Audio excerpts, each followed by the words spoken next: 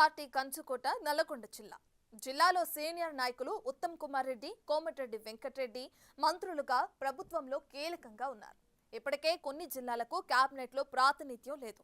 మంత్రివర్గ విస్తరణలో ఆ లోటు పూడ్చాల్సి ఉంది. ఇలాంటి పరిస్థితుల్లో నల్లగొండ జిల్లాకు మరో మంత్రి పదవి సాధ్యమేనా? ఎస్టీ కోటాలో ఎమ్మెల్యే బాలు నాయక్ మంత్రివర్గంలో చోటు దక్కుతుందా? నిలబడలేని రాజకీయం చేసే బాలు నాయక్ మంత్రివర్గంలో స్థానం కోసం ప్రయత్నిస్తున్న టాక్ ఏంటి? ఉమ్మడి నల్గొండ జిల్లా నుంచి ఇద్దరు మంత్రులు ప్రభుత్వంలో కీలకంగా ఉన్నారు.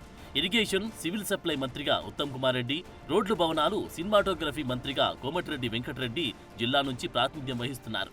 ఇప్పుడు మూడో మంత్రిగా జిల్లా నుంచి బాలు నాయక్ కూడా మంత్రి పదవి ఆశిస్తున్నారంట. దేవరకొండ ఎమ్మెల్యేగా ప్రాతినిధ్యం వహిస్తున్న బాలు నాయక్కి కష్టకాలంలో కాంగ్రెస్ ఆదరించింది.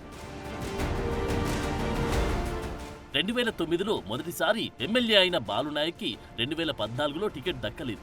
ఆయన సిట్టింగ్ సీటు పొత్తుల్లో భాగంగా సిపిఐకి వెళ్లడంతో బాలు నాయక్కి జెడ్పీ చైర్మన్ గా కాంగ్రెస్ పార్టీ అవకాశం ఇచ్చింది.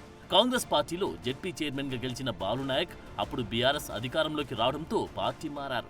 మళ్లీ 2018లో కేసీఆర్ ఆయనకు సీటు ఇవ్వకున్నా కాంగ్రెస్ పార్టీ హక్కున చేర్చుకుని టికెట్ ఇచ్చింది. అయితే అప్పుడు ఆయన గెలవలేకపోయారు. ఆ తర్వాత మొన్న ఎన్నికల్లోనూ కాంగ్రెస్ పార్టీ నుంచి ఎంతో మంది ఆశావాహులు పోటీ పడ్డప్పటికీ పీసీసీ అధ్యక్షుడిగా ఉన్న రేవంత్ చలవతో మళ్లీ టికెట్ దక్కించుకొని ఎమ్మెల్యేగా గెలుపొందారు. అలా నిలకడలేని రాజకీయం చేస్తూ వచ్చిన బాలు నాయక్ ఇప్పుడు మంత్రి పదవి కోసం ప్రయత్నాలు ప్రారంభించారంట. బాలు నాయక్ ఎస్టీ కోటాలో మంత్రి పదవి ఆశిస్తున్నారు. కానీ ఇప్పటికే నల్గొండ జిల్లా నుంచి ఇద్దరు మంత్రులు ఉన్నారు. 2 ఎమ్మెల్సీ స్థానాలు కూడా జిల్లాకి దక్కాయి. సిపిఐకి ఇచ్చిన ఎమ్మెల్సీ కూడా నల్గొండ జిల్లా వాసికే దక్కడంతో మొత్తం మీద ఇద్దరు మంత్రులు, 3 ఎమ్మెల్సీలు జిల్లా నుంచి ప్రాతినిధ్యం వహిస్తున్నారు.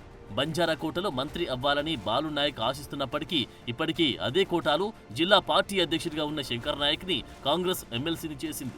అదేవిధంగా తుంగతుర్తి సీటు త్యాగం చేసిన అద్దంకి దయాకర్ కి ఎస్సీ కోటాలో ఎమ్మెల్సీ ఇచ్చింది. ఇలా పదవులన్నీ నల్గొండ జిల్లాకి ఇస్తే ఇప్పటి వరకు మంత్రివర్గంలో ప్రాతినిధ్యం లేని రంగారెడ్డి, నిజామాబాద్, ఆదిలాబాద్ జిల్లాల పరిస్థితి ఏంటన్న చర్చ జరుగుతోంది. నల్గొండ జిల్లా నుంచి కోమటిరెడ్డి రాజగోపాల్ రెడ్డి, ఉత్తమ్ పద్మావతి కూడా మంత్రి పదవి ఆశిస్తున్నారు. అదీ కాక పార్టీ మారి వచ్చిన వారికి పదవులు కావాలంటే మరి ఇన్నాళ్లు పార్టీని నమ్ముకొని పనిచేసిన వారు ఏమైపోవాలని జిల్లా నాయకులు ప్రశ్నిస్తున్నారు. ఇలాంటి పరిస్థితుల్లో బాలు నాయక్కి క్యాబినెట్ బెర్త్ దక్కడం కష్టమే అన్న అభిప్రాయం వ్యక్తమవుతుంది.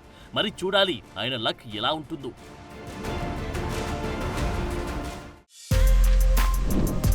For more videos like this, subscribe Big TV channel.